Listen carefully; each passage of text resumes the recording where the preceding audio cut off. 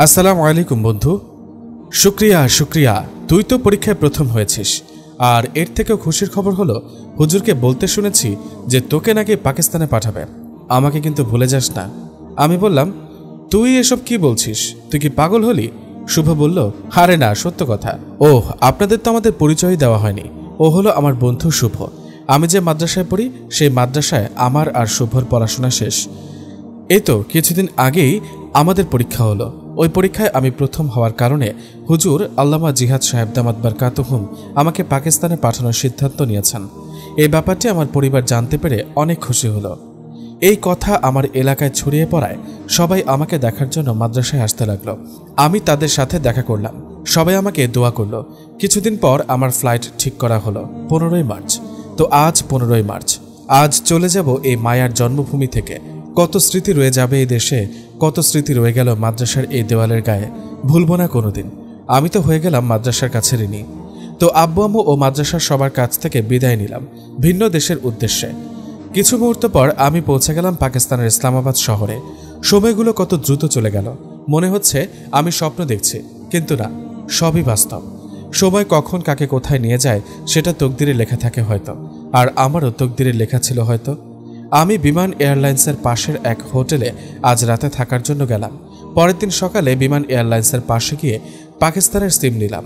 আরও অন্যান্য কাজ শেষ করে বাসায় ফোন দিয়ে আব্বু আম্মুর সাথে কথা বললাম। তারপর হুজুরের সাথে কথা বললাম। হুজুর একটি মাদ্রাসার ঠিকানা দিলেন, আমি সেই ঠিকানায় গেলাম। পাকিস্তানের মাদ্রাসায় গিয়ে হুজুরের সাথে কথা বলে ভর্তি হলাম। তারপর এখানে পড়াশোনা শুরু করলাম। এখানে আমার এক বন্ধু হয়ে গেল, তার নাম হলো ইসমাইল। তো এর সাথেই কথা বলতাম, ঘোরাফেরা করতাম। কিছুদিন পর মাদ্রাসার পাশে বাসা ভাড়া নিলাম। বাড়িটি ছিল অনেক বড়, কিন্তু সেই বাড়িতে মাত্র 3 জন থাকেন, তাই আমাকে বাসার একটি রুম ভাড়া দিলেন। তো এই বাড়িতে থাকতাম, শুধু ক্লাসের সময় মাদ্রাসায় যেতাম। একদিন রাতে আমি বিছানায় বসে ফোন দেখেছিলাম, হঠাৎ কান্নার আওয়াজ শুনতে পেলাম। আমি রুমের বাইরে এসে দেখি আঙ্কেলের কি যেন হয়েছে। পাশে আন্টি আর বানি বসে কান্না করছে। আন্টি আমাকে দেখে বললেন, দেখো বাবা, তোমার আঙ্কেলের কি হয়েছে। আমি আঙ্কেলের কাছে গিয়ে দেখি আঙ্কেলের মুখ দিয়ে রক্ত পড়ছে। আমি তাড়াতাড়ি করে আঙ্কেলকে নিয়ে হসপিটালে গেলাম। ডাক্তার আঙ্কেলকে দেখে এসে বললেন রক্ত লাগবে, না হলে তাকে বাঁচানো সম্ভব নয়। তারপর আঙ্কেলের রক্তের গ্রুপ দেখলাম ও পজিটিভ। আমার রক্তের গ্রুপের সাথে মিলে যাওয়ার কারণে আমি আঙ্কেলকে রক্ত দিলাম, আর আঙ্কেলের জন্য রক্ত পাওয়া যাচ্ছিল না। রক্ত দেওয়ার প্রায় 3 ঘন্টা পর আঙ্কেলের জ্ঞান ফিরল। আঙ্কেলের জ্ঞান ফিরতে আন্টি সব কিছু খুলে বললেন, আমি তাদের কেমন করে সাহায্য করেছি সেই বিষয়ে। আন্টির সকল কথা শুনে আঙ্কেল আমাকে ডাক দিলেন। আমি আঙ্কেলের ডাকে সাড়া দিয়ে রুমে ঢুকলাম সালাম দিয়ে। আঙ্কেল আমাকে বলতে লাগলেন, তুমি কে বাবা? চেনা নেই জানা নেই অচেনা এক মানুষের জন্য এত কিছু করলে। আমি বললাম, এই কথা বলে আমাকে ছোট করবেন না, আমি আমার আব্বুর মতো। আর রাসূল সাল্লাল্লাহু আলাইহি সাল্লাম বলেছেন, যে ব্যক্তি তার মুসলিম ভাইয়ের প্রয়োজন পূরণের জন্য চেষ্টা করে, আল্লাহ তাআলা তার প্রয়োজনও পূরণ করবেন। আর যে ব্যক্তি কোনো মুসলিমের কষ্ট দূর করে দেয়, আল্লাহ তাআলা কিয়ামতের দিনে তার একটি কষ্ট দূর করে দিবেন। সহিহ বুখারী শরীফে হাদিস নাম্বার 2442, সহিহ মুসলিম শরীফে হাদিস নাম্বার 2580। আঙ্কেল বললেন, তুমি না থাকলে আমার কি যে হতো। আমি বললাম, সবকিছু আল্লাহর পক্ষ থেকে হয়, আল্লাহর শুকরিয়া আদায় করুন। আঙ্কেল বললেন, আলহামদুলিল্লাহ, তোমার মতো ছেলে যেন আল্লাহ সবার ঘরে ঘরে দেন। তারপর আঙ্কেলকে কিছুটা সুস্থ হলেই হাসপাতাল থেকে বাড়িতে নিয়ে আসলাম। পরের দিন রাতে আমি রুমে ছিলাম, এমন সময় কে যেন এসে দরজায় আওয়াজ দিতে লাগলো। আমি দরজা খুলে দেখি বানি এসেছে। বানি বলল, আব্বু ডাকছে আপনাকে। আমি বললাম, তুমি যাও, আমি আসছি। বানি বলল, আচ্ছা। পরে আঙ্কেলের কাছে গেলাম। আঙ্কেল আমাকে বললেন, বসো, আজ সবাই একসাথে খাবার খাবো। আমি বললাম, না সমস্যা নেই, আপনারা খান। আঙ্কেল বললেন, একসাথে খাবো, বসো বলছি। আঙ্কেলের জোরাজুরিতে খেতে বসলাম। খেতে খেতে আন্টি বললেন, তোমার বাড়ির সম্পর্কে তো আমাদের কিছুই বললে না। আমি বললাম, আমার পরিবারে মোট 5 জন আছে, আমি, আব্বু, আম্মু, আপু আর একটা ছোট ভাই। আমার আব্বুর নাম নূর আলম, আম্মুর নাম শেফালি, আপুর নাম আরিনা আর ভাইয়ের নাম ইসমাইল। বানি বলল, আপনারা কয় ভাই বোন? আমি বললাম, 2 ভাই আর 1 বোন। আঙ্কেল বললেন, তোমার আব্বুর সাথে কথা বলিয়ে দিও। আমি বললাম, জি, কিন্তু আব্বু তো উর্দু পারে না। তৎক্ষণাৎ বানি বলল, তাহলে আপনি কি করে পারলেন উর্দু? আমি বললাম, আমাদের বাংলাদেশের মাদ্রাসাগুলোতে কমপক্ষে 3টি ভাষা শেখানো হয়, তার মধ্যে একটি ভাষা হলো উর্দু। তারপর খাওয়া দাওয়া শেষ করে নিজের রুমে আসলাম। এসে বিছানায় শুয়ে পড়লাম। বিছানায় শুয়ে আর ঘুম আসছে না, কি যেন ভাবছি। আঙ্কেল আন্টি অনেক ভালো, আর বানি তো আলাদা রকম মেয়ে, ছোটদের মতো, পাগলি একটা মেয়ে। কেন জানি না বানির মুখটা চোখের সামনে ভাসছে। এসব ভাবতে ভাবতে কখন যে ঘুমিয়ে গেছি তা জানি না। পরের দিন সকালে কার ডাকে যেন ঘুম ভাঙল। উঠে দেখি বাণী বলছে, উঠুন উঠুন, মাদ্রাসা যাবেন না? আমি তার দিকে তাকিয়ে কোথায় যেন হারিয়ে গেলাম। বাহ, কি সুন্দর তার চোখ দুটি! মনে হচ্ছে জান্নাত থেকে কোনো হুরের চোখ চুরি করে এনে লাগিয়ে দিয়েছে। ঠোঁটের নিচে একটা ছোট তিলও আছে, আবার মুখে দাঁতের বাম পাশে একটা দাঁত উঁচু আছে। হাসলে 2 গালে টোল পড়ে। পারবো না তার বর্ণনা দিতে, পাগল হলাম তাকে দেখে। টোল পড়ে গালে, বুকটা চিনচিন করে। ওই কি দেখেন, মাদ্রাসা যাবেন না? বাণী বলল। আমি বললাম যাব। তারপর মাদ্রাসায় গেলাম। আজ মাদ্রাসায় থাকতে ভালো লাগছে না, তাই চলে এলাম বাড়িতে। বাড়িতে আসতে আন্টি বললেন, তুমি আজ আগে চলে আসলে যে? ভালো লাগছিল না, তাই চলে এলাম। আবার শরীর খারাপ হলো নাকি? না আন্টি, তেমন কিছু না। ও আচ্ছা, ঘরে গিয়ে বিশ্রাম নাও। আমি চলে গেলাম আমার রুমে গিয়ে বিছানায় ঠেস দিতেই ঘুমিয়ে গেলাম। আঙ্কেলের ডাকে ঘুম ভাঙলো আমার। ঘুম ভাঙতেই আমি বললাম, আঙ্কেল আন্টি আপনারা? আঙ্কেল বললেন, শোনো বাবা, আমি একটা কাজে একটু বাইরে যাব, তুমি একটু আমার মেয়েটাকে আর তোমার আন্টিকে দেখে রেখো। আমি বললাম, সমস্যা নেই। আঙ্কেল বললেন, তুমি অনেক ভালো ছেলে। ও, আর একটা কথা তো বলাই হয়নি, বাণী কিন্তু বাংলাদেশকে পছন্দ করে, তাই ও বাংলা ভাষা শিখতে চাচ্ছিল। তুমি যদি কিছু মনে না করো তাহলে বাণীকে তুমি বাংলা শেখাতে পারো। জি, কোনো সমস্যা নেই, আমি শিখিয়ে দেব। আঙ্কেল বললেন, আমার আসতে 5-6 দিন দেরি হতে পারে, দেখে রেখো সবাইকে। আমি বললাম, ইনশাআল্লাহ। তারপর আঙ্কেল চলে গেলেন। আসলেই ছেলেদের জীবনটা এরকমই, পরিবারের মুখে হাসি ফোটাতে নিজের জীবনের চিন্তা করে না। আঙ্কেল চলে যাওয়ার পর আমি আম্মুর কাছে কল দিলাম। আম্মু আসলেন। আসসালামু আলাইকুম, কেমন আছো শাহেদ? আমি বললাম, ওয়ালাইকুম আসসালাম, আলহামদুলিল্লাহ ভালো আছি, আপনি কেমন আছেন? আম্মু বললেন, আলহামদুলিল্লাহ। ওখানে গিয়ে আমাদের ভুলে গিয়েছ, কল দাও না। পড়াশোনার ব্যস্ত থাকি তো, তাই কল দেওয়ার সময় পাই না। তো পড়াশোনা কেমন যাচ্ছে? আলহামদুলিল্লাহ। শোনো শাহেদ। জি বলেন। তুমি ওখান থেকে পড়াশোনা শেষ করে এলে তোমাকে বিয়ে দিয়ে দেব। আম্মু কি যে বলেন। আম্মু শোনেন, আমি যে বাসায় ভাড়া থাকি না, তারা অনেক ভালো মানুষ, আমাকে তাদের ছেলের মতোই দেখে। আম্মু বললেন, আলহামদুলিল্লাহ, তাদের সাথে আমার কথা বলিয়ে দিও। তুমি তো উর্দু পারো না, তুমি পাশে থেকে বলে দিও। আচ্ছা, রাতে ফোন দিয়ে কথা বলিয়ে দেবো ইনশাল্লাহ, এখন রাখি। তারপর কল রেখে দিলাম। কিছুক্ষণ পর বাণী আসলো আমার রুমে। এসে আমাকে বলল, আপনার কিন্তু অনেক দায়িত্ব পড়ে গেছে। কিসের দায়িত্ব? যা যা বাবা করতো আপনার তাই তাই করতে হবে। তো শুনি, তোমার বাবা কি কি করতেন? বাবা ঘুম থেকে উঠে হাঁটতে বের হতেন, তারপর হেঁটে এসে বাগানের গাছে পানি দিতেন, তারপর আমাকে ঘুম থেকে ডেকে তুলে দিতেন, আর আমার খাওয়া দাওয়া হলে আমাকে কলেজে নামিয়ে দিয়ে আসতেন, আবার আমার ছুটির সময় গিয়ে নিয়ে আসতেন। ও আচ্ছা, সমস্যা নেই। রাতে আবার আমাকে বাংলা শেখাবেন। আমাদের কথার মধ্যে আন্টি এসে বলেন, শাহেদ আহমেদ। জি আন্টি বলেন। মাদ্রাসা যাবে না? জি। তাহলে যাওয়ার সময় বাণীকে কলেজের সামনে নামিয়ে দিয়ে যেও, আবার আসার সময় নিয়ে এসো। জি। তারপর আমি আর বাণী মাদ্রাসার দিকে রওনা দিলাম। যাওয়ার পথে বাণী বলল, আচ্ছা বাংলাদেশে আপনার কি কেউ নেই? আছে তো, আব্বু আম্মু ভাই বোন। আরে ওগুলা না, মানে কোনো মেয়ে বন্ধু অর্থাৎ গার্লফ্রেন্ড। এই বাণী, তুমি কিন্তু বেশি পেকে গেছ, বলুন না, না হলে আমি কলেজে যাব না। রাস্তার মধ্যে এমন করো না, মানুষ পাগল বলবে। বাণী বলল, আগে বলেন। না, কেউ নেই। বাণী একটি মুচকি হাসি দিয়ে কলেজে ঢুকে গেল আর বলে গেল, যাওয়ার সময় নিয়ে যাবেন।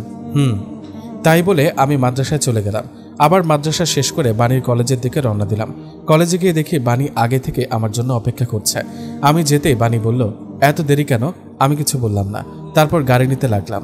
বাণী বলল, গাড়িতে যাব না, হেঁটে যাব। তারপর হাঁটা শুরু করলাম। বাণী একের পর এক প্রশ্ন করে যাচ্ছে। একবার বলে, আপনি কি কাউকে পছন্দ করেন? আবার বলে, আমি কেমন দেখতে? আমি কিছু বলছিলাম না। বাণী বলল, আপনার কি মন খারাপ? কি কারণে মন খারাপ? বাসার কথা মনে পড়ছে? ও দাঁড়ান, আমি আপনার মন ভালো করে দিচ্ছি, আগে বাড়িতে চলুন। ও, আর আপনার ফেসবুক আইডিটা দিন। কেন? আপনি আজ দেরি করে এসেছেন, আমার বুঝি দাঁড়িয়ে থাকতে কষ্ট হয় না, তাই আপনার ফেসবুক আইডি দেন, আমি মেসেজ বা কল দেব যখন আমার কলেজ শেষ হবে। তাহলে নাম্বার নাও, ফেসবুক আইডি নেবে কেন? আমার সিম আমার অন্য ফোনে ঢুকানো আছে, সেই ফোন আমি কলেজে নিয়ে আসি না। ও আচ্ছা। কি আচ্ছা? আপনার ফেসবুক আইডির নাম বলেন। তোমার ফোন দাও, আমি আমার আইডির সাথে তোমাকে অ্যাড করে দিচ্ছি। তারপর বাণী ফোনটা আমাকে দিল। ফোন নিয়ে আমার আইডির নাম ফেসবুকে লিখতেই আমার আইডি চলে এলো। তারপর বাণীকে বললাম, এটা আমার আইডি। বাণী আমার হাত থেকে ফোন নিয়ে বলল, তাহলে আপনার পুরো নাম AN শাহেদ আহমেদ? আমি বললাম, অনেক সুন্দর নাম তো আপনার। ও তাই? আপনি জানেন না, কেউ যদি কারো প্রশংসা করে তাহলে তারও প্রশংসা করতে হয়। বুঝেছি, তোমার নামও অনেক সুন্দর। বাণী বলল, কাল আমার বাবা আসবে। ভালোই হলো, কাল জুম্মাবার আছে, কাল মাদ্রাসা ছুটি, আঙ্কেল আসলে সবাই একসাথে ঘুরতে যাব ইনশাল্লাহ। বাণী বলল, সুন্দর বুদ্ধি তো এটা, অনেক মজা হবে। আপনি কি ছবি তুলতে পারেন? আলহামদুলিল্লাহ। তাহলে আমাকে ছবি তুলে দেবেন কিন্তু। আমি বললাম, জি ইনশাআল্লাহ। এরপর আমরা বাড়ি পৌঁছে গেলাম। বাড়িতে গিয়ে ফ্রেশ হয়ে রুমে শুয়েছিলাম। এমন সময় বানি এসে বলল, কি করেন? এই তো শুয়ে আছি। তো এখন কি করতে আসলে বানি? বানি বলল, আপনি ভুলে গেছেন আজকে বাংলা শেখানোর কথা ছিল আমাকে। ও আচ্ছা। তারপর আমি ওকে বাংলা ভাষা শেখানোর জন্য বলছিলাম যে কোনো ভাষা শিখতে হলে উচ্চারণের দিকে খেয়াল করতে হয়। তখন বানি বলল, আমাকে আগে এই কথাটি শিখিয়ে দিন। কি বলো? তোমারই সাথ মেরে প্যার হো গয়া। এই পাকা মেয়ে, এটা শিখে তুমি কাকে বলবে? ও আছে একজন, বুঝি না সে কি আমায় অনুভব করে কিনা। এই পিচ্চির আবার বয়ফ্রেন্ড আছে? আমি পিচ্ছি? এই আপনার বয়স কত? আমার থেকে আপনি হয়তো 2-1 বছরের বড় হবেন, আর ছেলেদের থেকে মেয়েদের 1-2 বছরের ছোটই হতে হয়। মানে তুমি আমার সাথে তুলনা করছো কেন? বাতাস যদি দেখা যেত তাহলে মানুষকে সব কথা বলা যেত।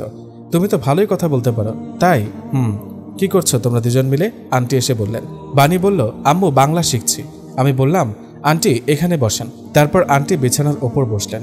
আমি আন্টিকে বললাম, আন্টি একটা কথা বলতাম, যদি আপনি কিছু মনে না করেন। বলো, সমস্যা নেই। কাল তো আঙ্কেল আসবেন? আমি বললাম, কাল আঙ্কেলের জন্য রান্না করতে চাই। না না, তোমার কষ্ট হয়ে যাবে, তোমার রান্না করা লাগবে না, আমি রান্না করতে পারি। তখন বানি বলল, আম্মু উনি যখন এত করে বলছে তাহলে রান্না করতে দাও না, আর আমাদের বাংলাদেশের রাঁধুনির হাতে খাওয়া হয়ে যাবে। তখন আন্টি বললেন, আচ্ছা।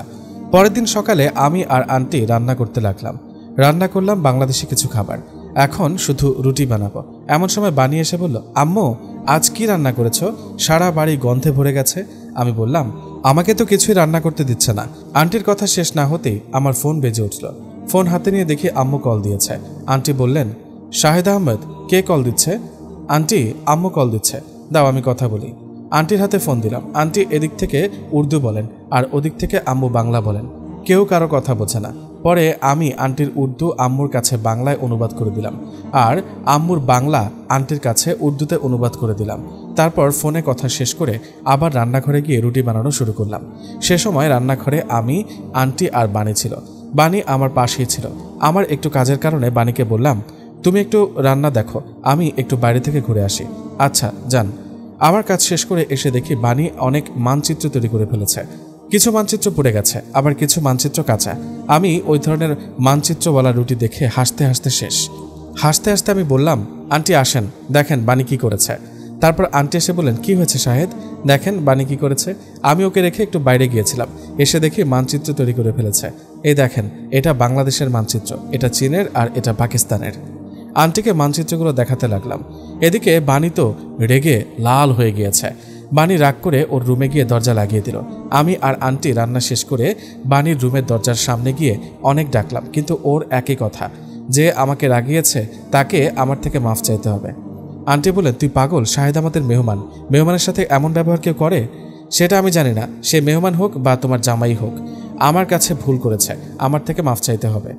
আন্টি আমাকে বললেন, এখান থেকে চলো, ও যা বলছে তাই মানতে হবে নাকি? ও একবার যা বলে তাই করে, আগে ওর বাবা আসুক, তারপর দেখা যাবে। পরে বিকেলে আঙ্কেল এলেন। আঙ্কেল এসে আমাকে আর বানিকে ডাক দিলেন। আমি গেলাম। আঙ্কেল বললেন, শাহেদ আহমেদ, বানি কই? তখন আন্টি এসে সব খুলে বললেন। এই কথা শুনে আঙ্কেল হাসতে হাসতে বললেন, ও এই ব্যাপার। তারপর আঙ্কেল বানির রুমের দরজার সামনে গিয়ে ডাকতে লাগলেন। তখন তার ওই একই কথা, যে আমার সাথে যে ভুল করেছে তাকে মাফ চাইতেই হবে। তারপর আঙ্কেল এসে আমাকে বললেন, চলো খাবার খেয়ে নিই। বানি খাবে না? আগে আমরা খেয়ে নিই। জি আঙ্কেল, কিছু মনে করো না, আমি ওর পক্ষ থেকে মাফ চাচ্ছি। আঙ্কেল এসব কি করছেন? আপনি আমার আব্বুর মতো, বাবা কখনো ছেলের কাছে মাফ চায়, আর এতে আমারই দোষ। তারপর আমি, আন্টি আর আঙ্কেল একসাথে খেতে লাগলাম। আন্টি আঙ্কেলকে বললেন, তুমি জানলে খুশি হবে যে আজ সব রান্না শাহেদ আহমেদ করেছে। তখন আঙ্কেল বললেন, শাহেদকে দিয়ে রান্না করিয়েছ কেন? ও তো আমাদের মেহমান, ওকে সেবা করা বাদ দিয়ে ওকে দিয়ে কাজ করিয়েছ। তখন আমি আঙ্কেলকে বললাম, এখানে আন্টির কোনো দোষ নেই, আমি নিজের ইচ্ছায় রান্না করেছি, আর আমি রান্না করতে পারি। বাংলাদেশের মাদ্রাসায় যখন পড়তাম তখন ওখানকার রাঁধুনি না থাকলে আমি রান্না করতাম। আন্টি বললেন, আচ্ছা যাই হোক, এখন তো রান্না হয়ে গিয়েছে, নাও খাও। খাবার দেখে মনে হচ্ছে অনেক সুস্বাদু হয়েছে। তারপর আঙ্কেল খাবারের এক টুকরো মুখে দিয়ে চোখ বন্ধ করে ফেললেন। তারপর খাবার চিবুতে চিবুতে বললেন, বাবা, খাবারের তো অনেক টেস্ট। তারপর আন্টি বললেন, কই দেখি দেখি, আমাকে একটু দাও। আন্টি খাবার মুখে নিয়েই ওই একই রকম করলেন আর বললেন, অনেক স্বাদ, মনে হচ্ছে সব একাই খেয়ে নেই। শুক্রিয়া। সবাই খাচ্ছিলাম। তখন আঙ্কেল বলে উঠলেন, শাহেদ আহমেদ, তুমি অনেক ভালো, আমাদের সাথে মাত্র কদিনের সম্পর্ক, কিন্তু তাও মনে হয় কত আগের থেকেই সম্পর্ক। সবার খেয়াল রাখো, মনে হয় যে আমরাই তোমার বাবা মা। তিনি আরও বললেন, তোমার মতো যদি এমন ছেলের হাতে বাণীকে তুলে দিতে পারতাম তাহলে আমি মরেও শান্তি পেতাম। আন্টিও আঙ্কেলের কথায় সায় দিলেন। তারপর আন্টি বললেন, খাওয়া শেষ করে বাণীর জন্য খাবার দিয়ে এসো আর মাফ চেয়ে এসো। আমি বললাম জি। পরে খাবার শেষ করে আঙ্কেল আর আন্টি ঘুমাতে গেলেন। আমি খাবারের প্লেট হাতে নিয়ে বাণীর দরজার শব্দ করলাম। বাণী দরজার শব্দ শুনে বলল, উনি মাফ না চাইলে দরজা খুলবো না। আমি এসে মাফ চাইতে এসেছি, দরজা খোলো। তারপর বাণী দরজা খুলল। তারপর দরজা খুলে বিছানায় গিয়ে কম্বল নিয়ে শুয়ে পড়ল। আমি গিয়ে খাবার টেবিলের ওপর রাখলাম। তারপর বাণীর পাশে দাঁড়িয়ে বললাম, ওই বাণী ওঠো। বাণী বলল, আপনি কি করতে এসেছেন? সবার সামনে অপমান করে। আমি বললাম, ওই কারণে তো আসলাম মাফ চাইতে, মাফ করে দাও, আর খাবার এসেছে, খেয়ে নাও। তখন বাণী বলল, মাফ করতে পারি, একটা শর্ত আছে। বলো কি শর্ত? আমাকে আপনার খাইয়ে দিতে হবে। কি? শুনতে পাননি? এই শর্ত না মানলে আমি আপনাকে মাফ করব না, আর খাবারও খাবো না। আপনি চলে যান। আচ্ছা, আমি রাজি। তখন বাণী উঠে বসল। মাফ করো আগে, যেই মাফ করে দেব আর না খাইয়ে চলে যাবেন। কি চালাক রে বাবা। আচ্ছা এসো, খাইয়ে দিই। তারপর বাণী বিছানার এক কোণায় এসে হা করে বলল, দেন হা। তারপর আমি বাণীকে খাইয়ে দিতে লাগলাম। বাণী চুপ করে খেতে লাগলো। আমি বললাম, তোমাকে আর কোনোদিন রাগাবো না। বাণী হাসতে হাসতে বলল, রাখবেন। আপনার রান্নার যেমন স্বাদ, আর যদি আপনার হাতে খাওয়া হয় তাহলে তার কোনো কথাই নেই। আমি বললাম, থাক, আর বেশি ফোলাতে হবে না। আপনি আমার সাথে এমন ব্যবহার করেন কেন? কেমন? ভালো করে কথা বলতে চান না? একটু আমাকে সময় দেবেন, তাও দেন না। সময় তো দিই, প্রতিদিন রাতে কে তোমাকে বাংলা শেখায়? বাণী বলল, আরে ওই সময় না। আমি কি ওই সময়ের কথা বলেছি? আপনি শুধুই বড় হয়েছেন, কিন্তু আপনার একজন মানুষের মন বোঝার ক্ষমতা নেই। তাই কার মন বুঝতে হবে?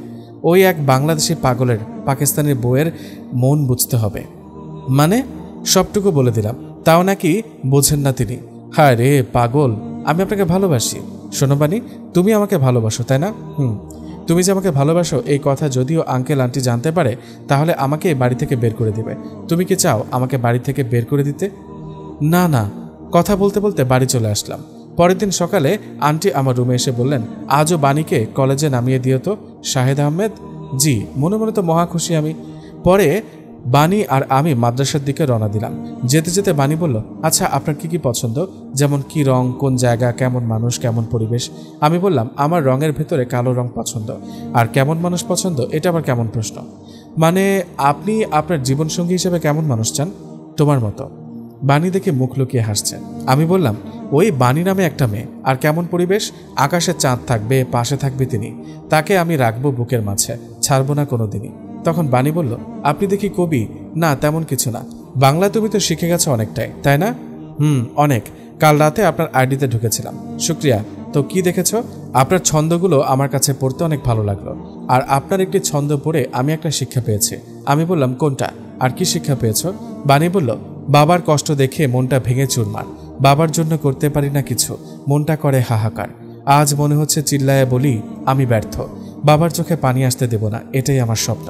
বাণী বলতে লাগলো, এটা মনে হয় আপনি এটা বুঝিয়েছেন যে আপনি আপনার বাবাকে রাজা বানাতে চান, আর আপনি হবেন তার মন্ত্রী। ঠিক বলেছি তো? কবি A.N. শাহেদ আহমেদ। আমি একটু মুচকে হাসি দিলাম। তারপর বাণী আমার ফেসবুক আইডিতে ঢুকে এক এক করে সব পড়তে লাগলো। বাণী বলল, সাঁতার শিখতে পানিতে নামতে হয়, আর মানুষ চিনতে খারাপ সময় আসতে হয়। এটা অনেক সুন্দর হয়েছে। এটাও আপনি লিখেছেন? আপনিও লেখক A.N. শাহেদ আহমেদ? বাণী এরপর অন্য একটি ছন্দ পড়ল। বাঁচবার কয়দিন, নামাজ পড়বা প্রতিদিন। হতে পারে আজই তোমার দাফন, করে নিও রবকে আপন। না হলে পূর্বে তোমার দেহ, বাঁচাতে আসবে না কেহ। তাই বলি নামাজ পড়ো এখনো। বাণী বলল, আসলে কি নামাজ না পড়লে পরকালে পোড়ানো হবে মানুষকে? তাহলে আজ থেকেই আমি নামাজ পড়ব। আলহামদুলিল্লাহ। আমাকে নামাজ শিখিয়ে দিয়েন। ইনশাল্লাহ। কথা শেষ করতে করতে বাড়িতে পৌঁছে গেলাম। বাড়ি গিয়ে দেখি আঙ্কেল আর আন্টি একসাথে বসে আছেন।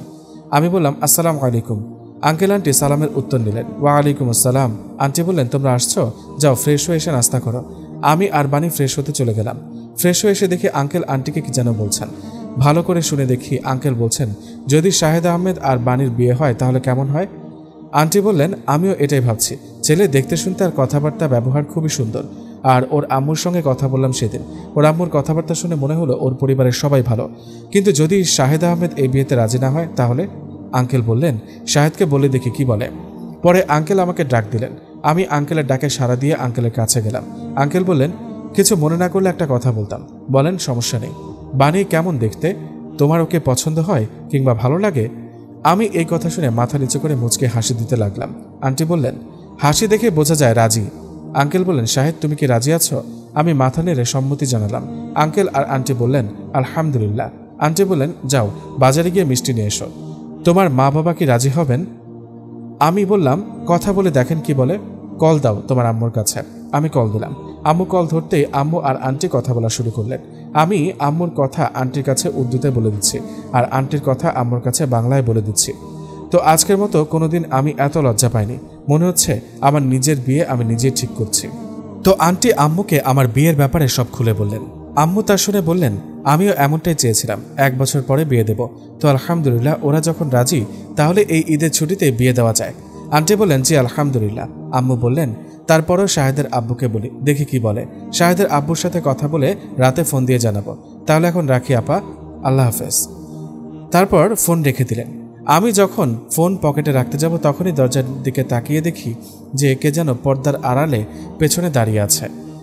আমি ভালো করে দেখার চেষ্টা করলাম। ভালো করে দেখার পর বুঝতে পারলাম ওটা বাণী, কারণ ওর ওড়নার কিছু অংশ দেখা যাচ্ছিল। তারপর আমার চোখে বাণীর চোখ পড়তেই বাণী লজ্জা ভরা চোখে মিষ্টি হাসি ভরা মুখ নিয়ে চলে গেল। তারপর আঙ্কেল বললেন, তাহলে ঈদের ছুটিতে বাড়িতে যাবে? আমি বললাম, জি ইনশাল্লাহ। আমাদের কিন্তু নিয়ে যাবে? জি ইনশাল্লাহ। কিন্তু আমরা তো বাংলা পারি না, বাংলাদেশে গিয়ে কি করে তাদের কথা বুঝবো বা তাদের সাথে কথা বলবো? তখন আঙ্কেল বললেন, শাহেদ থাকতে সমস্যা কি? শাহেদ যেমন করে বাংলা শিখিয়েছে বাণীকে, তেমন করে আমাদেরকেও বাংলা শেখাবে। আন্টি বললেন, শেখাবে তো বাবা? জি ইনশাল্লাহ। আমি মনে মনে ভাবছি যে বাণী মনে হয় সব শুনে নিয়েছে বিয়ের কথা। তখন আঙ্কেল বললেন, কি ভাবছ? কিছু না আঙ্কেল। আঙ্কেল বললেন, বাণীকে ডেকে আনো, সবাই একসাথে খাওয়া দাওয়া করি। তারপর আমি বাণীকে ডেকে আনলাম, সবাই একসাথে খেতে বসলাম। যখন সবাই এক টেবিলে বসে খাচ্ছিলাম তখন আমি বাণীর দিকে লক্ষ্য করলাম। বাণী কেমন করে যেন খাচ্ছিল আর মাথা নিচু করে শুধু কি যেন ভাবছে আর মুচকি মুচকি হাসছে। আমি এটা দেখে বাণীর পায়ে গুঁতো দিলাম আর আমার দিকে ইশারা করলাম। বাণী আমার দিকে তাকিয়ে আরও লজ্জা পেয়ে খেতে না পেরে আন্টিকে বলল, আম্মু আমি আর খেতে পারছি না, আমার পেট ভরে গেছে, আমি আর খাবো না। আমি উঠলাম। তাই বলে বাণী হাত ধুয়ে চলে গেল। পরে আমি খাওয়া শেষ করে সারা বাড়ি বাণীকে খুঁজলাম, কিন্তু পেলাম না। পরে ছাদে গিয়ে দেখি ও আকাশের দিকে তাকিয়ে কি যেন ভাবছে আর হাসছে। আমি গিয়ে বললাম, বাণী কি হয়েছে? খাওয়া বাদ দিয়ে এখানে এসে দাঁড়িয়ে আছো? বাণী বলল, আমার খেতে অনেক লজ্জা করছিল, তাই চলে এলাম। কেন, সব কি বলা যায়? তুমি আমাদের কথা শুনে ফেলেছ? বাণী মুচকে হাসি দিয়ে বলল, আচ্ছা আমরা তো কিছু হতে চলেছি, তাহলে আমি আপনাকে তুমি বলতে পারি? পারো। বাণী বলল, আজ না তোমার মুখ থেকে একটা তোমার বানানো ছন্দ শুনতে ইচ্ছা করছে, বলো না একটা ছন্দ। আমি বললাম, পারি না বলতে, পারি না সইতে, প্রথম ভালোবাসা নাকি সুন্দর, তাই অপেক্ষা করে আমার অন্তর। বাণী বলল, বাবা, মেরা পসন্দিদা শায়ের AN শাহেদ আহমেদ। আমি বললাম, নিচে যাবে না? পরে আমরা নিচে চলে আসলাম। পরে রাতের বেলা আমি রুমে শুয়েছিলাম, এমন সময় বাণী আসলো, বলল, এই তুমি আমাকে নামাজ শেখাবে না? এসো শিখিয়ে দিই নামাজ।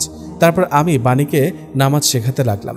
আমি বললাম, নামাজ শেখা খুব সহজ, শুধু মনোযোগ আর নিয়ত দরকার। আমি বললাম, প্রথমে তোমাকে অজু করতে হবে, মুখ হাত মাথা আর পা ধুয়ে নিতে হবে। অজু শেষ করে এসে বলল, এখন কি করব? এবার কিবলামুখী হয়ে দাঁড়াও আর মনে মনে নিয়ত করো, আমি আল্লাহ সন্তুষ্টির জন্য নামাজ পড়ছি। এবার বলো আল্লাহু আকবার এবং 2 হাত কানের পাশে তুলে বুকে রাখো। এরপর পড়ো সুবহানাকা আল্লাহুম্মা ওয়া বিহামদিকা ওয়া তাবারাকা ইসমুকা ওয়া তাআলা জাদ্দুকা ওয়া লা ইলাহা গায়রুক। অর্থ, হে আল্লাহ, আমরা তোমার পবিত্রতা ঘোষণা করি এবং তোমার প্রশংসা করি, তোমার নাম বরকতময়, তোমার মহত্ব সুমহান, আর তুমি ছাড়া অন্য কোনো ইলাহ উপাস্য নেই। তারপর সূরা ফাতিহা আর একটা ছোট সূরা যেমন সূরা ইখলাস। বাণী বলল, এখন কি করব? এবার রুকুতে যাও, মানে কোমর পর্যন্ত ঝুঁকে বলো সুবহান রাব্বিয়াল আযীম 3 বার। তারপর সোজা দাঁড়াও, সামি আল্লাহু লিমান হামিদা রব্বানা লাকাল হামদ। তারপর সিজদা করো, সুবহান রাব্বিয়াল আলা 3 বার। শেষে বসে পড়ো, বসে পড়ো আত্তাহিয়াতু লিল্লাহি। তারপর দরুদ শরীফ। শেষে বলো আসসালামু আলাইকুম ওয়া রাহমাতুল্লাহ ডান ও বামে। বাণী বলল, আলহামদুলিল্লাহ, এখন আমি নামাজ জানি। আমি বললাম, মাশাআল্লাহ, এখন প্রতিদিন নামাজ পড়বে, ঠিক আছে? এমন সময় আন্টি আর আঙ্কেল আসলেন। এসে বললেন, কি করো তোমরা দুজন? বাণী বলল, আম্মু, আমি নামাজ পড়া শিখছি। তুমি আমাকে কোনো দিন নামাজের কথা বলোনি, নামাজ না পড়লে কত শাস্তি হয় তুমি জানো না? জানি তো। তাহলে তুমিও পড়ো না আর আমাকেই বা পড়ার আদেশ করো না। সেই তো সত্যিকারের বাবা মা যে তার সন্তানকে নামাজের আদেশ দেয়। আন্টি বললেন, বানি আমাকে মাফ করে দিও, আসলে আমি তোমাকে কোনোদিন নামাজের কথা বলিনি। আমি বললাম, বানি বেশি বেশি হয়ে যাচ্ছে কিন্তু। আম্মু আব্বুর সাথে কেউ এমন ব্যবহার করে? আন্টি আঙ্কেল আমাকে মাফ করে দিন, হয়তো আমার জন্য এমন হয়েছে। আঙ্কেল বললেন, তুমি মাফ চাইছো কেন? মাফ তো আমাদের চাওয়া উচিত। তুমি আমাদের চোখ খুলে দিয়েছো বাবা, এখন থেকে আমরাও নামাজ পড়ব। তুমি আমাদের নামাজ শিখিয়ে দেবে? এটা অনেক খুশির কথা, আমি আপনাদের নামাজ শিখিয়ে দেব। আমি মনে মনে বললাম, আলহামদুলিল্লাহ, আল্লাহ কাকে কখন হেদায়েত দান করেন কেউ জানে না, শুধুমাত্র এইটুকুই হলো এর ফল। আল্লাহ তুমি সবাইকে মৃত্যুর আগে একবার তোমার দিকে ফেরার তৌফিক দিও। তারপর বাণীর সাথে আঙ্কেল আর আন্টিকে নামাজ শিখিয়ে দিলাম। আমার একটু কষ্ট হয়েছিল, কিন্তু আলহামদুলিল্লাহ আমি কাউকে একটা ভালো কাজ শেখাতে পেরেছি। ইনশাআল্লাহ এটাই আমার নাজাতের উসিলা হবে। এই সম্পর্কে রাসূলুল্লাহ সাল্লাল্লাহু আলাইহি সাল্লাম বলেছেন, যখন কোনো বান্দা কোনো ভালো কাজ করে তখন সে যেন আল্লাহর কাছে তার বিনিময়ে উত্তম প্রতিদান আশা করে। মুসলিম শরীফে হাদিস নাম্বার 1311। ভালো কাজ শুধু করার জন্যই নয়, বরং আল্লাহর সন্তুষ্টি ও পুরস্কারের আশা করতে হবে। কারণ আল্লাহ বলেন, যে কেউ আল্লাহর সন্তুষ্টি কামনা করে কোনো সৎকর্ম করে তার কাজ কখনোই বৃথা যাবে না। সূরা কাহফ আয়াত 30। তো এমন করে সবাই অনেক ভালো দিন কাটাচ্ছিলাম। ঈদের কিছুদিন আগে আমার মাদ্রাসা ছুটি ছিল। আমি এসে আঙ্কেলকে বললাম, মাদ্রাসা ছুটি দিয়েছে। আঙ্কেল বললেন, তাহলে চলো বাংলাদেশে, আমরা সবাই একসাথে যাব, অনেক মজা হবে। ওখানে গিয়ে তোমার আর বাণীর বিয়ে হবে ইনশাআল্লাহ। পাসপোর্ট, ভিসা, বিমান টিকিট সব আগে থেকে আঙ্কেল রেডি করে রেখেছিলেন। তারপর বাংলাদেশে চলে এলাম আমরা সবাই, মানে আমি, বাণী, আঙ্কেল আর আন্টি। বাংলাদেশ এয়ারলাইন্স থেকে সরাসরি বাসায় চলে আসলাম। বাসায় ঢুকতে সালাম দিলাম, আসসালামু আলাইকুম, কেমন আছে সবাই? আব্বু, আম্মু, আপু, ভাইয়া সবাই সালামের উত্তর নিল। ওয়ালাইকুম আসসালাম, আলহামদুলিল্লাহ ভালো আছি। আম্মু বললেন, আসেন আসেন আসেন ভাই আপু, আর তোমার নাম বাণী ঠিক না? বসো। সবাই ব্যস্ত হয়ে গেল আঙ্কেল, আন্টি আর বাণীর জন্য। কিন্তু কিরে ভাই, আমাকে কেউ দামই দেয় না। আপু গল্প করছে বাণীর সাথে, আম্মু গল্প করছে আন্টির সাথে, আর আব্বু গল্প করছে আঙ্কেলের সাথে, আর আমি পড়ে রইলাম একা। আমি বললাম, আমি কই এলাম? আমার বাড়িতে না কবরস্থানে? ইসমাইল আমার ছোট ভাই বলল, যাও মাদ্রাসা থেকে ঘুরে আসো। আমি বললাম, তুই তো সঠিক কথাই বলেছিস। তারপর আমি মাদ্রাসায় চলে গেলাম। মাদ্রাসায় গিয়ে হুজুরের সাথে কথা বললাম। তারপর হুজুর মাদ্রাসার সকল ছাত্রকে এক জায়গায় ডাক দিলেন। সবাই এক জায়গায় আসলো। পরে হুজুর আমার বিষয়ে কিছু কথা বললেন। তোমাদের সামনে শাহেদ আহমেদ দাঁড়িয়ে আছে। এ জানো কে? তোমাদের এক বড় ভাই এই মাদ্রাসায় পড়তো। দেখো, তোমাদের বড় ভাই পাকিস্তান থেকে পড়ে চলে এলো। তোমরাও আল্লাহর কাছে দোয়া করো যেন শাহেদের মতো হতে পারো, বড় বড় মাদ্রাসায় পড়তে পারো, তোমরাও বড় হবে ইনশাল্লাহ। ছাত্ররা বলল, ইনশাআল্লাহ। হুজুর বললেন, তোমাদের সামনে কথা বলবে শাহেদ আহমেদ। আমি কথা বলা শুরু করলাম, আসসালামু আলাইকুম, সবাই কেমন আছো তোমরা? ছাত্ররা বলল, ওয়ালাইকুম আসসালাম, আলহামদুলিল্লাহ ভালো, আপনি কেমন আছেন? আলহামদুলিল্লাহ। প্রিয় ছাত্র ভাইরা, জ্ঞানের উদ্দেশ্য ও তাকওয়া। আমরা সবাই একদিন আল্লাহর সামনে দাঁড়াবো। তখন আল্লাহ জিজ্ঞেস করবেন, তোমার যৌবন কোথায় ব্যয় করলে এবং তোমার জ্ঞান কোথায় ব্যবহার করলে? তিরমিজি শরীফে হাদিস নাম্বার 2416। তুমি আজ যে বই হাতে নিয়েছ সেটা শুধু পরীক্ষার জন্য নয়, এটা আখিরাতের প্রস্তুতির অংশ। জ্ঞান যদি আল্লাহর ভয় তাকওয়া না বাড়ায় তবে সেই জ্ঞান কোনো কাজে আসে না। আল্লাহ বলেন, তুমি বলো, হে আমার রব, আমার জ্ঞান বৃদ্ধি করে দাও। সূরা তাহা আয়াত 114। জ্ঞান বাড়াও, কিন্তু সেই জ্ঞান যেন আল্লাহ সন্তুষ্টির জন্য হয়। আরেক জায়গায় আল্লাহ বলেন, যারা জ্ঞান অর্জন করে এবং সে অনুযায়ী আমল করে তাদের মর্যাদা আল্লাহ অনেক উঁচু করেন। সূরা মুজাদালাহ আয়াত 11। অর্থাৎ আল্লাহর কাছে আসল শ্রেষ্ঠ মানুষ সে, যে জানে ও মানে। নামাজের গুরুত্ব। রাসূলুল্লাহ সাল্লাল্লাহু আলাইহি সাল্লাম বলেছেন, সবচেয়ে আগে বান্দার হিসাব হবে নামাজ নিয়ে। নামাজ ঠিক থাকলে বাকি সব আমলও ঠিক হবে। তিরমিজি শরীফে হাদিস নাম্বার 413। তুমি যত ব্যস্তই থাকো না কেন, নামাজ কখনো মিস করো না। নামাজ শুধু কায়দা নয়, এটা আল্লাহর সঙ্গে সাক্ষাৎ। আল্লাহ আরও বলেন, নিশ্চয় নামাজ অশ্লীল ও মন্দ কাজ থেকে বিরত রাখে। সূরা আনকাবুত আয়াত 45। সময়ের কদর ও আদব। সময় আল্লাহর দেয়া এক আমানত। আল্লাহ কসম করে বলেন, সময়ের শপথ, নিশ্চয় মানুষ ক্ষতির মধ্যে, তবে তারা নয় যারা ঈমান এনেছে, সৎ কাজ করেছে, সত্যের পরামর্শ দিয়েছে এবং ধৈর্যের পরামর্শ দিয়েছে। সূরা আশরা আয়াত 1-3। একজন ছাত্রের প্রতিটি মিনিট মূল্যবান। রাসূলুল্লাহ সাল্লাল্লাহু আলাইহি সাল্লাম বলেছেন, যে আমাদের ছোটদের প্রতি দয়া করে না আর বড়দের সম্মান করে না, সে আমাদের অন্তর্ভুক্ত নয়। আবু দাউদ শরীফে হাদিস নাম্বার 4943। শিক্ষকের প্রতি শ্রদ্ধা দেখাও। একজন ভালো ছাত্র শুধু নম্বর না, আদব ও আচরণে উত্তম। কারণ চোখ, কান, মন সবকিছুরই হিসাব দিতে হবে। সূরা ইসরা আয়াত 36।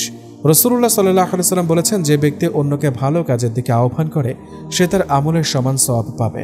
মুসলিম শরীফে হাদিস নাম্বার 1893। বন্ধুকে নামাজে ডাকো, সহপাঠীকে সত্য বলতে শেখাও, এটাই তোমার দাওয়াতের কাজ। জীবনে কষ্ট আসবে, কিন্তু আল্লাহ বলেন, নিশ্চয়ই আমি ধৈর্যশীলদের সঙ্গে আছি। সূরা বাকারা আয়াত 153। প্রিয় ছাত্র, এই জীবনটা খুব ছোট, পড়াশোনা করো, কিন্তু ভুলে যেও না আসল সাফল্য জান্নাত পাওয়া। রাসূল সাল্লাল্লাহু আলাইহি সাল্লাম বলেছেন, বুদ্ধিমান সে যে নিজের জীবনের হিসাব নেয় এবং মৃত্যুর পরের জীবনের জন্য কাজ করে। তিরমিজি শরীফে হাদিস নাম্বার 2459। বক্তব্য শেষ করে মাদ্রাসার কিছু কাজ করে চলে এলাম বাড়িতে। এসে আমার রুমে গেলাম। রুমে গিয়ে দেখি আপু আর বাণী বসে আছে। আপু বলল, কিরে কই গিয়েছিলেন? আমি বললাম, গিয়েছিলেন কত সম্মান। আপু বলল, ভালো বুঝে সম্মান দিতে লাগলাম, তোর দেখে সম্মান লাগবে না। আমি বললাম, তুমি যে আমাকে কত আপনি বলে ডাকেন। বাদ দে, তুই তো অনেক চালাক। ও তাই? কিন্তু কেন? তুই গেলি পাকিস্তানে পড়াশোনা করতে, কিন্তু পড়াশোনা বাদ দিয়ে এটা কি ধরে এনেছিস? মানুষ তো না যেন জান্নাতে পড়ি। আমি একটু মুচকি হাসলাম। হাসতে হাসতে বাণীর দিকে চোখ পড়তে দেখি বাণীও হাসছে। আমার মনে হলো ও যেন এটাই ভাবছে যে আপু আমাকে অপমান করলো না, দাম দিল। পরে ইসমাইল ডাক দিল। ইসমাইল বলল, আব্বু ডাকছে সবাইকে। ইসমাইলের কথা শুনে আমি, বাণী আর আরিনা চলে গেলাম। আরিনা মানে আমার বড় আপু। ওখানে গিয়ে দেখি খাবারের জন্য আমাদের ডাকা হয়েছে। তারপর সবাই একসাথে খাবার খেতে বসলাম। সবাই একসাথে খাবার খাওয়ার সময় কত যে গল্প, যেন গল্প শেষই হবে না। কত মজা, মনে হচ্ছিল আল্লাহ রহমত আমাদের বাড়ির ওপর এসে পড়েছে। সবার খাওয়া শেষ হলো, সবাই একসাথে এক জায়গায় বসলাম। আব্বু বললেন, জুম্মাবারে আমি আর ভাই আঙ্কেল মিলে ঠিক করেছি শাহেদ আর বাণীর বিয়ে দেব, কেমন হবে? আমি এই কথা শুনে লজ্জায় মাথা নিচু করে থাকলাম। আম্মু বললেন, ভালোই হয়। আসলেই এটাই হলো শয়তানের ধোঁকা, হালাল কাজ করতে গিয়ে লজ্জা করে। তবুও আমাদের জীবনের গল্প কি হারাম হবে কিনা জানি না। আল্লাহ আমাদের দুজনকে মাফ করুক এবং আমাদের দুজনকে কবুল করুক, আমিন। তো বিয়ে তো হবে ইনশাল্লাহ। আব্বু বললেন, বাজার করতে হবে না? আঙ্কেল বললেন, তো চলেন যাই, কাল সকালে খাওয়া দাওয়া করে তারপর সবাই মিলে যাব, এটাই ভালো হবে। তারপর যে যার রুমে চলে গেলেন। আঙ্কেল আর আন্টি এক রুমে, বাণী আমার পাশের রুমে, আর তার পাশের রুমে আরিনা আপু। আমি রুমে গিয়ে ফোন চালাচ্ছিলাম, এমন সময় বাণী এলো। এসে বলল, মেরা পসন্দিদা শায়ের, আমার পছন্দের কবি। আমি বললাম, কবিতার এতক্ষণ পর আমাকে মনে পড়ল? বাণী বলল, আরে না, আমার তো তোমাকে সব সময় মনে পড়ে। মনে হয় সারা জীবন তোমার বুকের উপর মাথা রেখে কাটিয়ে দিই। তো তোমার কি কি স্বপ্ন আছে বাসর ঘরের দিন নিয়ে? আমি বললাম, আগে তুমি বলো। বাণী বলল, না না, সব সময় ছেলেদের আগে দিতে হয়, কারণ কোরআনে বর্ণিত আছে, হে মানুষ, তোমরা তোমাদের সেই প্রভুকে ভয় করো যিনি তোমাদের সৃষ্টি করেছেন এক প্রাণী আদম থেকে, এবং সেখান থেকে সৃষ্টি করেছেন তার সঙ্গিনী হাওয়াকে, এবং এই দুজন থেকে ছড়িয়ে দিয়েছেন বহু পুরুষ ও নারী। সূরা আন-নিসা আয়াত 4:1। নবী সাল্লাল্লাহু আলাইহি সাল্লাম বলেছেন, নারীকে পাঁজরের হাড় থেকে সৃষ্টি করা হয়েছে, আর পাঁজরের সবচেয়ে বাঁকা অংশ হলো তার উপরের দিক। তুমি যদি তা সোজা করতে যাও ভেঙে ফেলবে, আর তাকে যেমন আছে তেমন রাখলে বাঁকা অবস্থাতেই থাকবে। সুতরাং নারীদের বিষয়ে পরামর্শ দাও এবং সৎ ব্যবহার করো। সহিহ আল বুখারী শরীফ হাদিস নাম্বার 3331। আমি বললাম, বাবা মেরি প্যারি শাহজাদি, তুমি এত হাদিস কোথা থেকে শিখলা? বাণী বলল, তুমি বলেছিলে না যে ভালো ভালো ইসলামিক বই পড়তে? এখান থেকে শিখেছি। এই কথা শেষ হতে না হতে আরিনা আপু চলে এলেন। তিনি আসার আর সময় পেলেন না। আপু এসে বলল, বাণী তুমি এখানে, আর আমি তোমাকে খুঁজে পাচ্ছি না। তো ভালোই হলো, দুজনকে একসাথে পেয়েছে। আমি যে বিষয়ে তোমাদেরকে বলতে আসলাম, আজ বিকেলে কোনো জায়গায় বেড়াতে গেলে কেমন হয়? আমি বললাম, অনেক ভালো হয়, আমার বাংলাদেশ ঘোরাও হবে। আপু বলল, তুমি তো বাংলাদেশেই থাকবে, তখন কত জায়গায় নিয়ে যাবে ওই শাহেদ? আজ বিকেলে আমাদের নিয়ে যাবে কিন্তু শাহেদ। আমি বললাম, কোথায় যাবি? আরিনা আপু বলল, কেন জানিস না কোন জায়গা বেশি সুন্দর? তাহলে ব্লাগে যাওয়া যায়। এখানে গেলে যদি সময় থাকে তাহলে আরও জায়গায় যাওয়া যাবে।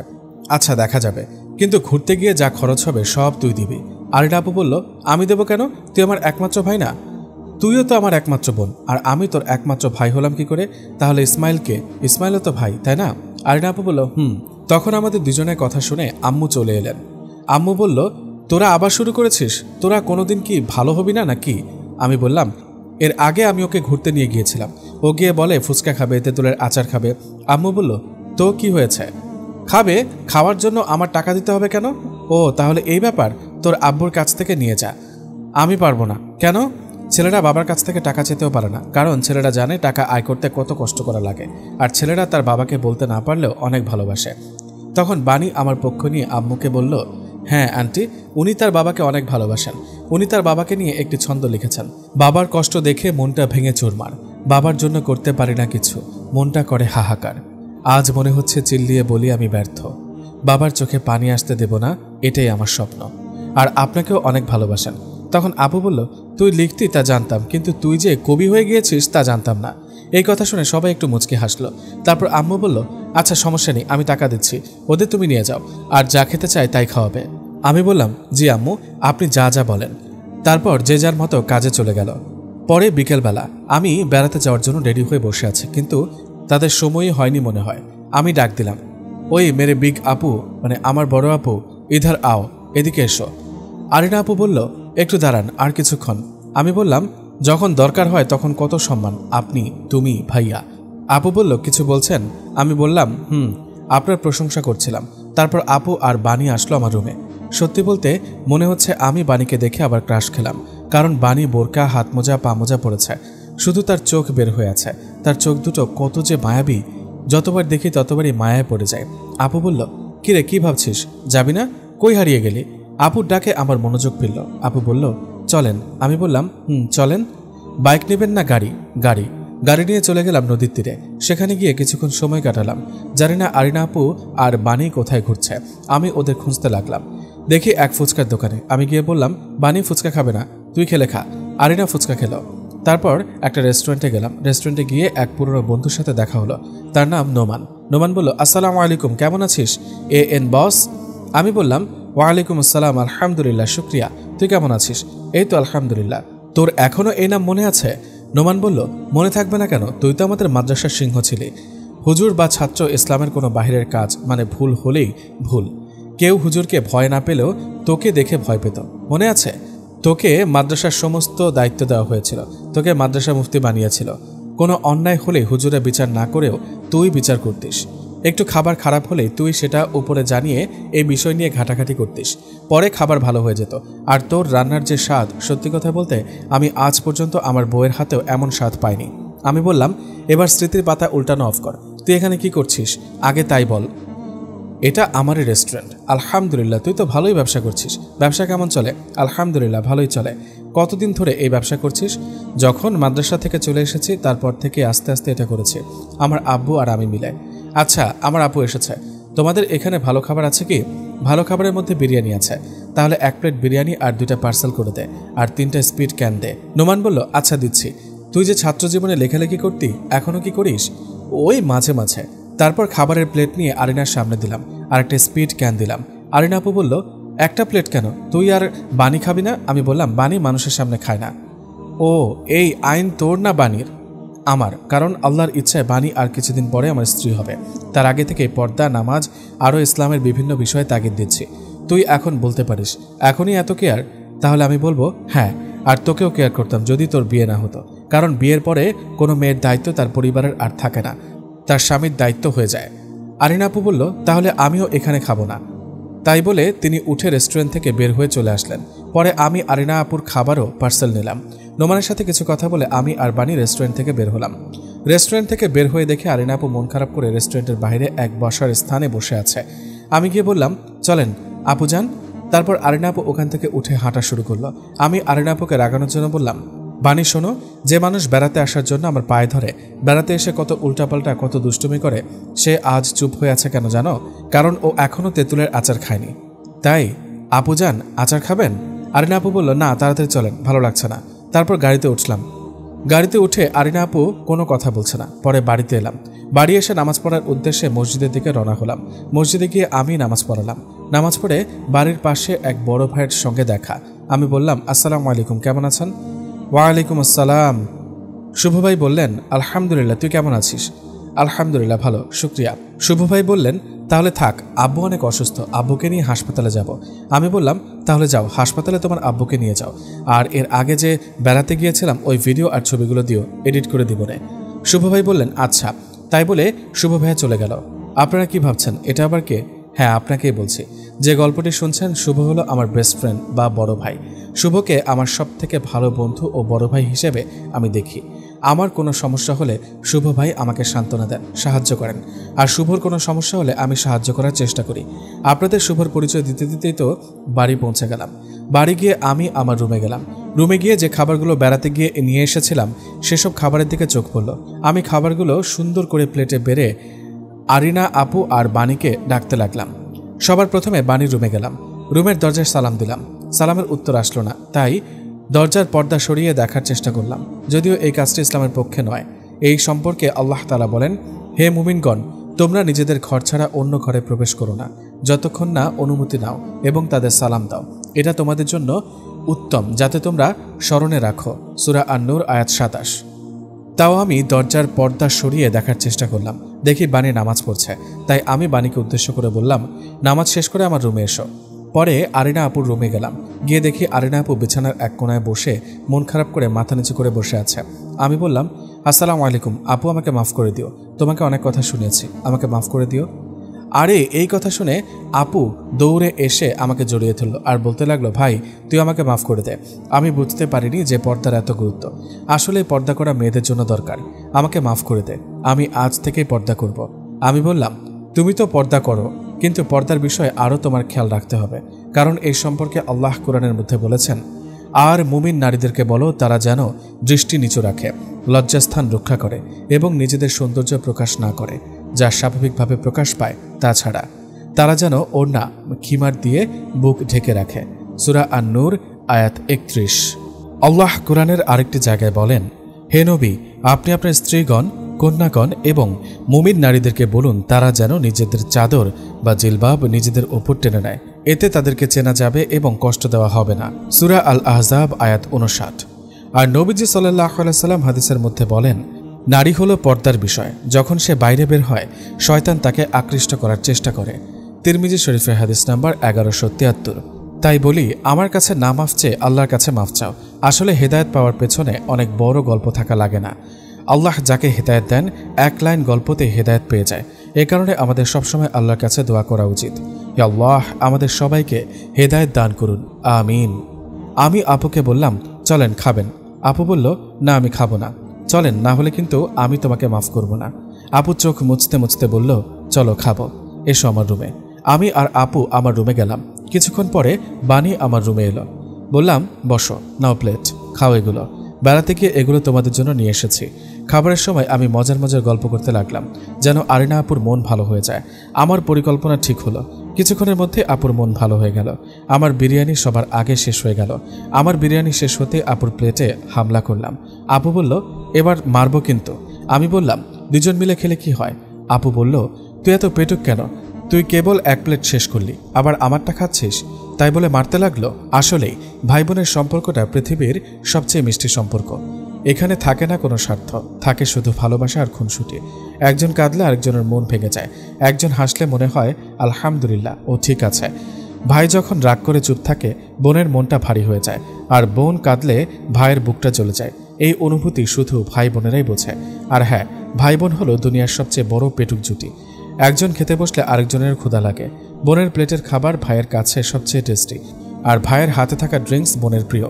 তাদের ভালোবাসা কখনো ফুরায় না। খুনসুটি, রাগ, ঝগড়া, ভালোবাসা সব মিলিয়ে ভাই বোনের সম্পর্কটা এক বাক্যে বলা যায়, রাগের মাঝেও মায়া, খাওয়ার মাঝেও ভালোবাসা। ভাই বোনের সম্পর্ক মানে পৃথিবীর সব থেকে ভালো বন্ধুত্ব। বিরিয়ানি খাওয়া শেষ। এবার আরিনা আপু আগে আগে স্প্রাইট ক্যান খুলে থুতু দেওয়ার অভিনয় করলো। আরিনা আমাকে উদ্দেশ্য করে বলল, এবার কি রে, খাবি? আমি এতে থুতু দিয়েছি। তারপর আর কি, আমার আর স্প্রাইট খাওয়া হলো না। খাওয়া শেষে আমরা তিনজন মিলে কিছুক্ষণ আড্ডা দিলাম। তারপর আপু চলে গেল আপুর রুমে, বাণীও তার পেছনে পেছনে। আমি কাশি দিয়ে বাণীকে ইশারা করলাম। বাণী আমার ইশারা বুঝতে পেরে পেছনে তাকালো। আমি মুখ নাড়িয়ে বললাম, কিছুক্ষণ পরে এসো।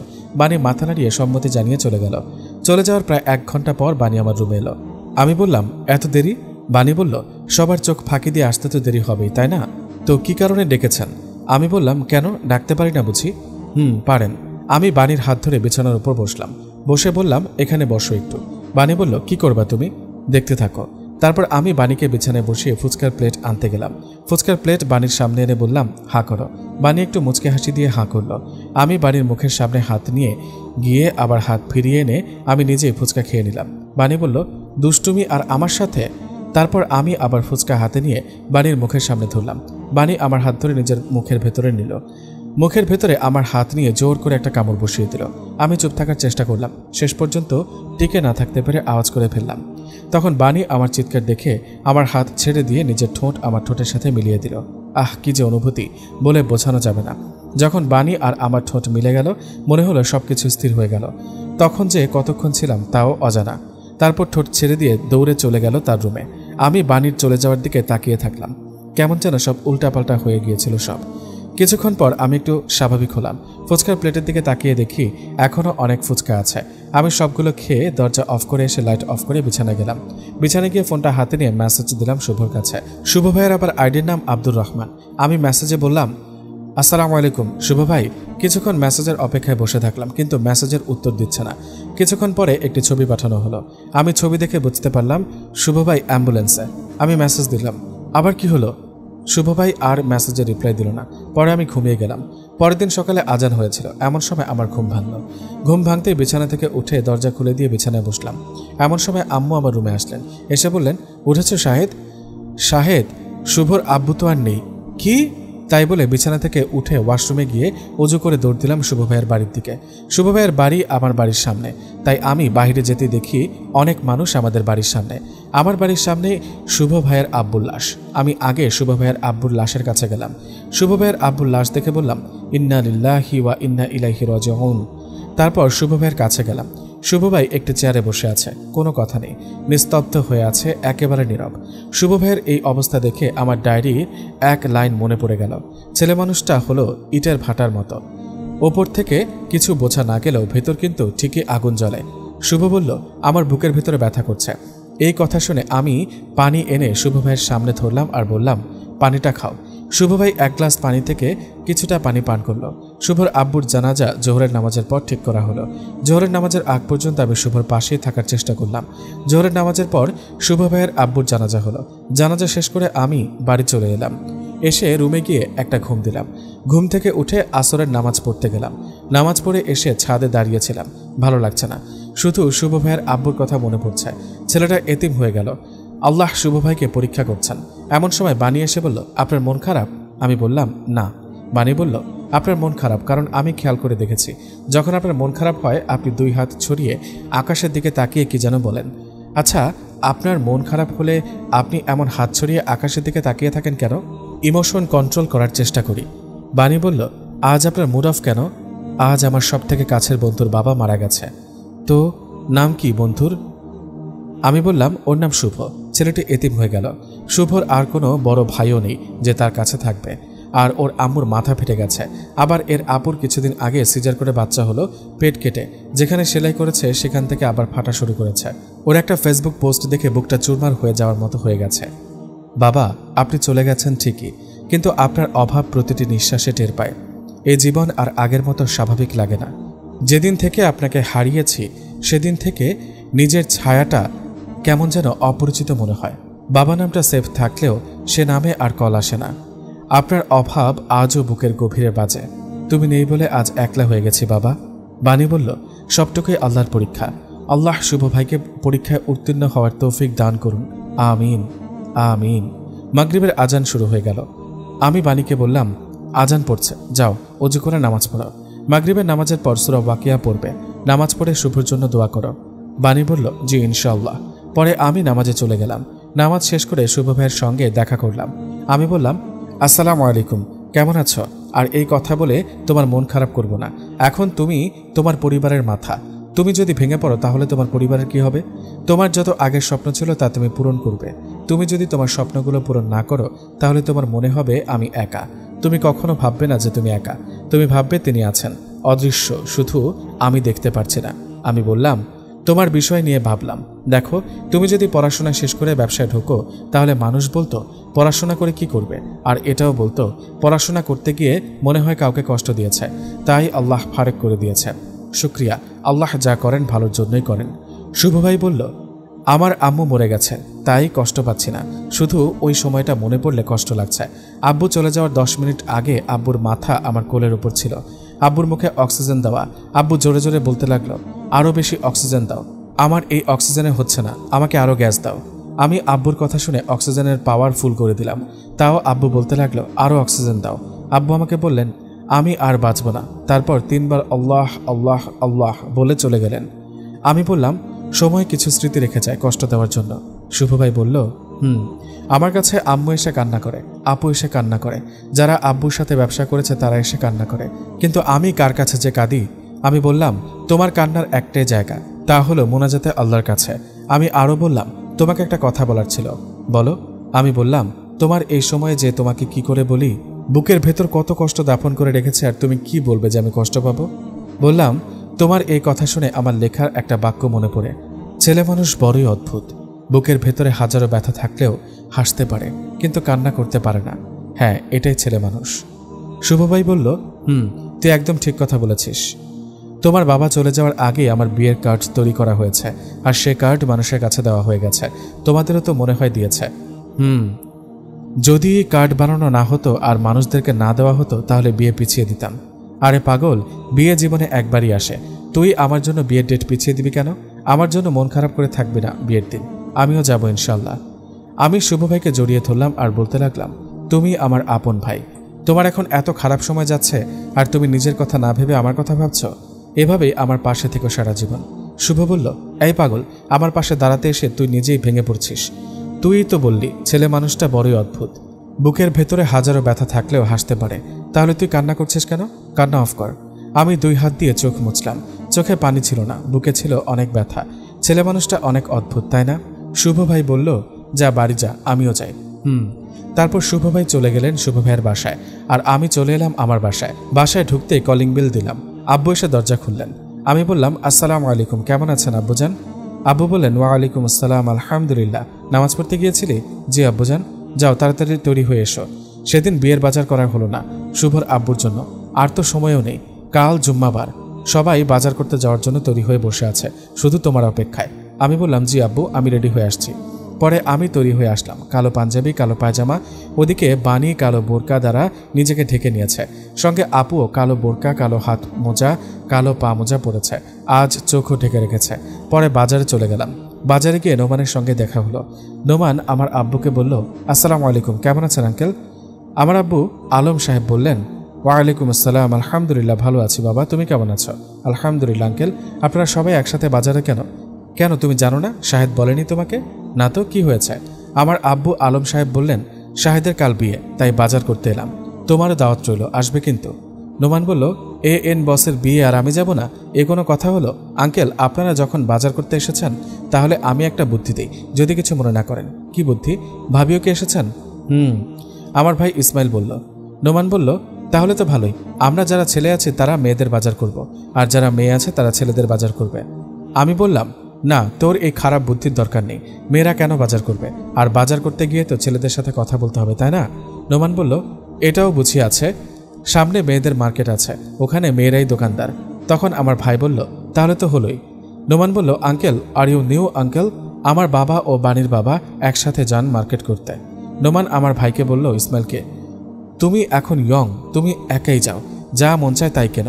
তখন আঙ্কেল আন্টিকে বললেন, তাহলে তুমি আর রিয়ান মানে বাণীর আম্মু যাও, আর বাণী আর আরিনা যাও।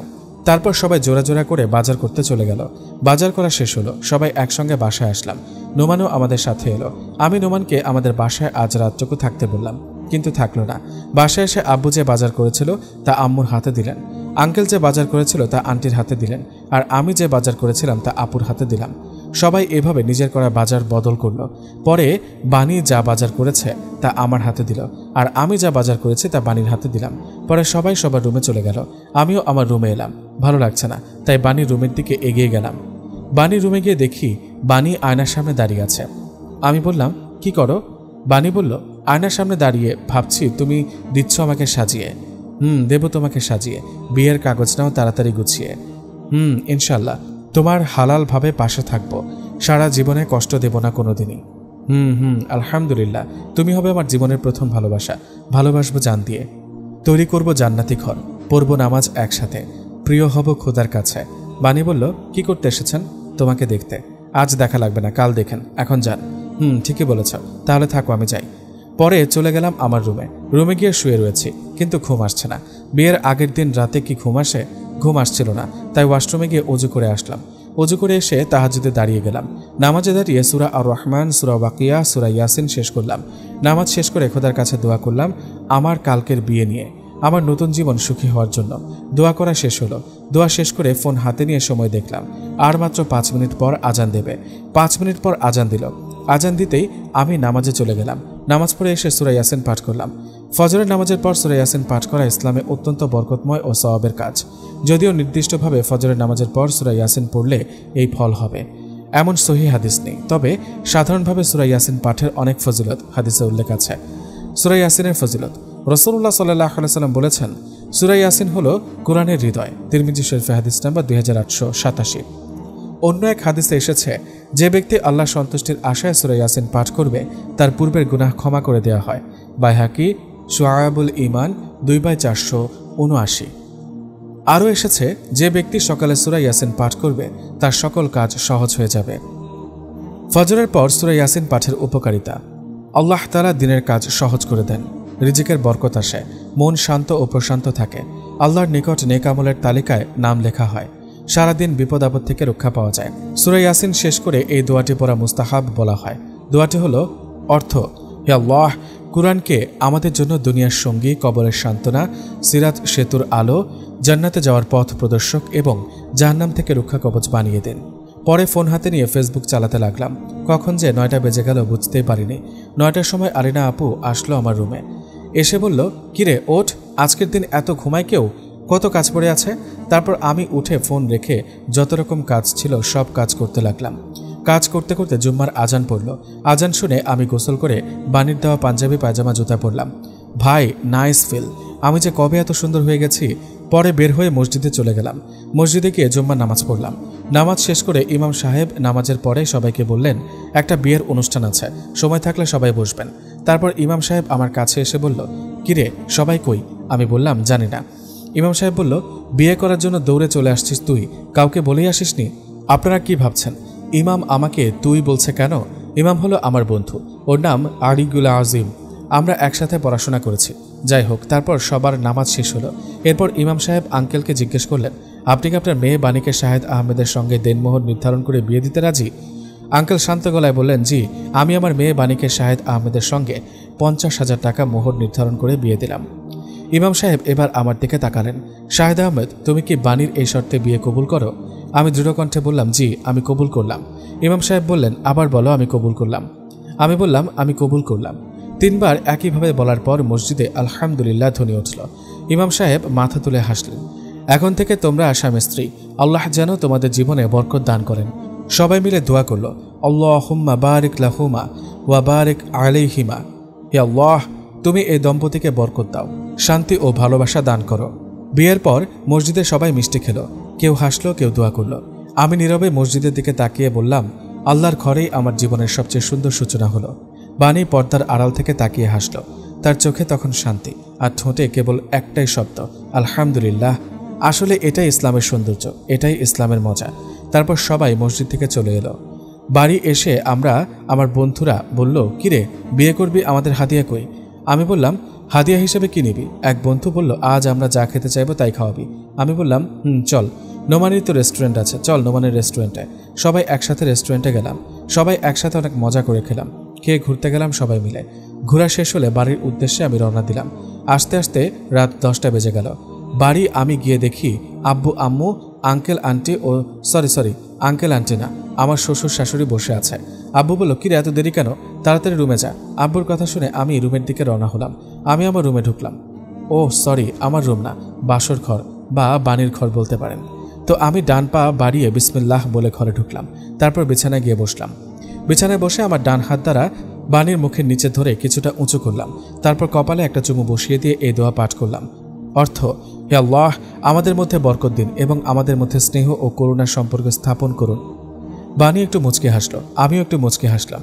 এটাই হালালভাবে বিয়ে করার সৌন্দর্য, হালকা মুচকি হাসি, হালকা প্রেম, হালকা ভালোবাসা। আমি বাণীকে বললাম, যাও অজু করে এসো, 2 রাকাত নামাজ পড়তে হবে। বাণী বলল, আমার অজু আছে। তারপর আমি আর বাণী জায়নামাজ বিছিয়ে 2 রাকাত নামাজ পড়লাম। নামাজ শেষ করে দোয়া করলাম আমাদের নতুন জীবনের জন্য। দোয়া শেষ করে বিছানায় গিয়ে গল্প করতে লাগলাম। বাণী একটার পর একটা কথা বলেই যাচ্ছে। বাণী বলল, আচ্ছা, তুমি যে কত কবিতা লেখো, ইসলামের বিষয় নিয়ে মানুষকে বোঝানোর জন্য কত কিছু লেখো, এই লেখা যদি হারিয়ে যায় বা কেউ কিনে নিতে চায় তাহলে তুমি তা বিক্রি করবে? আমি বললাম, লেখকের কাছে লেখা দামি, দামি না কারো টাকা। লেখার কিছু হয়ে গেলে লেখক বড় একা। লেখার দ্বারা বোঝায় লেখকের মনটা বড় ব্যথা। মনটা বড় ব্যথা, আজ মনটা বড় ব্যথা। বাণী বলল, বাহ, এমন করে সারা জীবন আমার মন খারাপ থাকলে তোমার কবিতা শুনিয়ে মন ভালো করে দিও। হঠাৎ করে কালো মেঘ এসে আকাশকে চাদর দ্বারা ঢেকে নিল। মনে হচ্ছে কিছুক্ষণের মধ্যে বৃষ্টি নামবে। বাণী বিদ্যুৎ চমকানোর আওয়াজ শুনে বলল, বৃষ্টি এলে কিন্তু বৃষ্টিতে ভিজব। আমি বললাম, ঠান্ডা লাগবে তো। আর বাড়ির কেউ দেখে ফেললে কি মনে করবে? বাণী বলল, কেউ দেখবে না, আর ঠান্ডাও লাগবে না। তুমি কি করবা যে কেউ দেখতে পারবে না আর ঠান্ডাও লাগবে না? বাণী বলল, যখন সময় আসবে তখন দেখো। পরে বৃষ্টি নামলো। বাণী বলল, চলো। আমি আর বাণী ছাদে এলাম। এসে ছাদের দরজা অফ করে দিলাম। বাণী 2 হাত ছড়িয়ে আকাশের দিকে মুখ করে মনের সুখে ভিজছে। আজ মনে হচ্ছে মনের যত দুঃখ কষ্ট ছিল সব এই বৃষ্টি ধোয়া পানির মাধ্যমে চলে যাচ্ছে। তাই তো আকাশও আজ নিজের যত কষ্ট ছিল বৃষ্টির মাধ্যমে ছেড়ে ফেলে দিচ্ছে। পরে 2 ঘন্টা ভেজার পর রুমের উদ্দেশ্যে রওনা দিলাম। তাহলে আজ এ পর্যন্তই। আমার আর বাণীর জন্য সবাই দোয়া করবেন। আসসালামু আলাইকুম।